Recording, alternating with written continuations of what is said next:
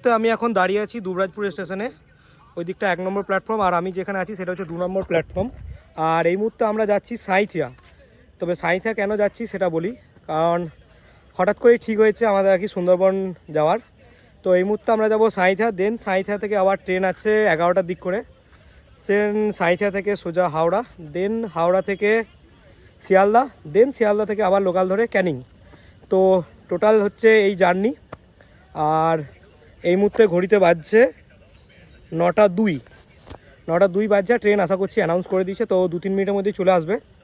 তো এখান থেকে এখন যাবো সাঁইথিয়া, দেন বাকি গল্প তো আছেই। তো চলো এখন সরাসরি যাওয়া যাক সাঁইথিয়া। তো চলে এসছে আজকে আমাদের ময়ূরাক্ষী এক্সপ্রেস, মোটামুটি 10 মিনিট লেট। ঘড়িতে এখন 9টা 10, 9টায় আসার কথা, বাট 10 মিনিট লেট, স্বাভাবিক ব্যাপার। তো চলো এখন এটা করে যাওয়ার সাঁইথিয়া। তো ফাইনালি এখন ঘড়িতে বাজছে 9টা 54, আর জাস্ট সাঁইথিয়া স্টেশন আর কি নামলাম। অ্যান্ড আমাদের সাঁইথিয়া থেকে হাওড়া যাওয়ার যে ট্রেনটা আছে সেটা এখন বহুত লেট, 11টা 4 টাইম দেখাচ্ছিল, আর এখন সে টাইমটা বেড়ে হয়েছে 11টা 40। জানি না আদৌ এটা মেকআপ করতে পারবে কি না।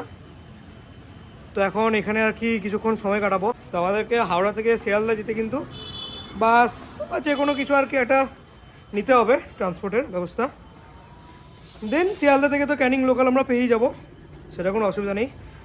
আর এই হাওড়া আমরা যেটাতে যাচ্ছি সেটা আমাদের আর কি দুজনের টিকিট বুক অলরেডি করে রেখে দিয়েছিলাম, যদিও এটা প্রি প্ল্যান নয়।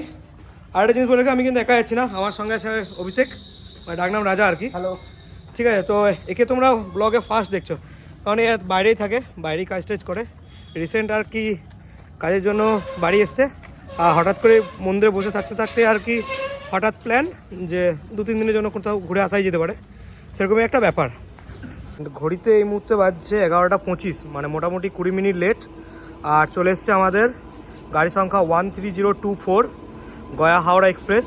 আর আমরা এখন একদম যে S5, মানে আমাদের স্লিপারে আর কি কোচ আছে, স্লিপার একদম ঠিক নিচেই দাঁড়িয়ে আছে।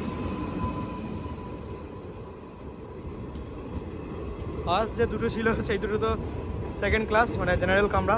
ভিড় কিন্তু সাংঘাতিক পরিমাণে, ভাগ্যিস আর কি টিকিট করিয়েছিলাম, তাছাড়া এই ঠেলে গুঁজে যেতে হতো। যাই হোক, টিকিট কনফার্ম, এখন বিন্দাস যাবো আর লম্বা চড়াটা ঘুম দেবো, একদম সোজা হাওড়া। সাইন আপ হচ্ছে না।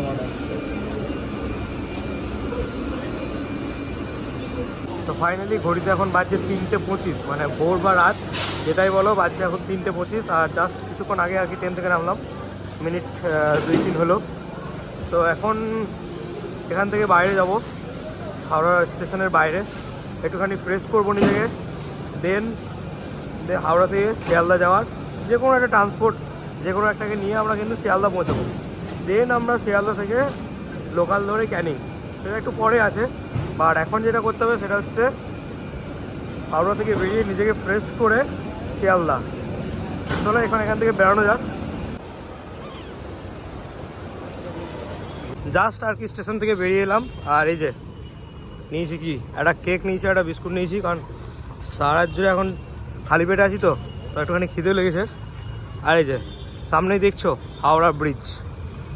তো এখানে আর কি কিছুক্ষণ গঙ্গার পাড়ে আর কি বসবো, দেন তারপরে এখান থেকে বাস ধরে আমরা কিন্তু শিয়ালদা যাব। এখন অনেক সময়, যদিও কোনো তাড়াতাড়ি কিছু নেই। তো আর কি ঘুরতে যখন বেরিয়েছি তখন প্রপার ভালোভাবেই ঘোরার দরকার আর কি। ওই জন্য আমাদের কিন্তু কোনো সময় তাড়া নেই যে এইদিকে যাবো বা ওইদিকে যাবো, এটা করলে এটা বেটার হবে, এরকম কোনো ব্যাপার নেই।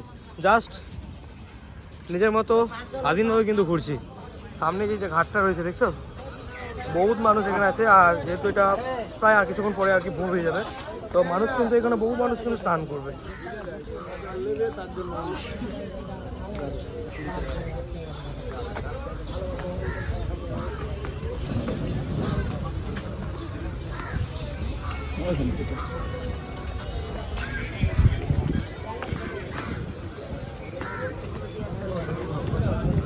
এখানটা বস না, এই যে দেখছো পুরো হাওড়া ব্রিজটা, সঙ্গে এরকম মেঘ আছে, যদিও আজকে লাইটগুলো এখনো জ্বলেনি। আর সামনে দিয়ে আছে ঠান্ডা সুন্দর বাতাস। এখানে বসে থাকলে সময় অটোমেটিকই পেরিয়ে যাবে, কিচ্ছু করার দরকার নেই।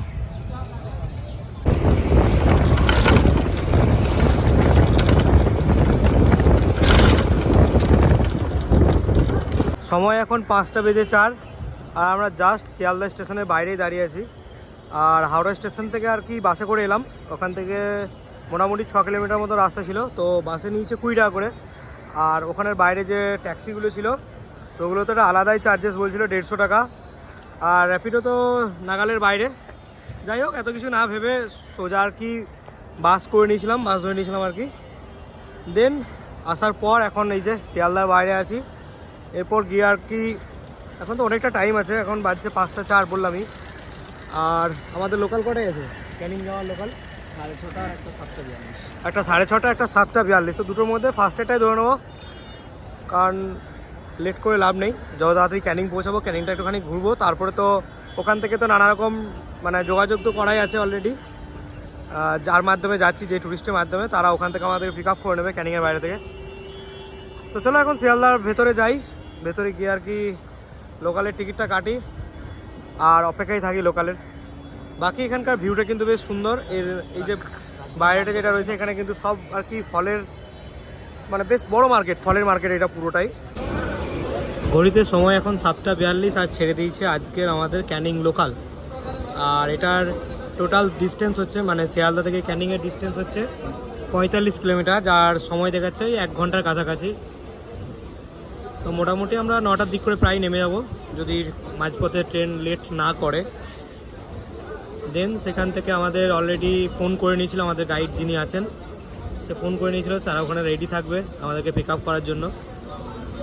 চলো এখন যাওয়া যাক, ক্যানিং স্টেশন নামা যাক।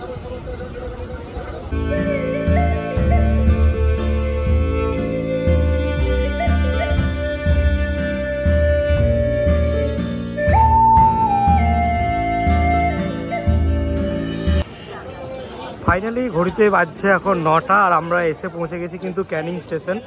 আর ক্যানিং স্টেশনে মানুষের কিন্তু ভিড়টা কিন্তু সেই লেভেলের আছে, ঠিক আছে। আর এইদিকে সাইডে কিন্তু এই সাইড জুড়ে কিন্তু পুরোটাই আছে অটো, মানে এই যে যারা যে ট্যুরিস্টগুলোকে যারা আমরা যোগাযোগ করি তারা কিন্তু এই যে সাইনবোর্ড নিয়ে কিন্তু হাতে করে দাঁড়িয়ে আছে, ঠিক আছে।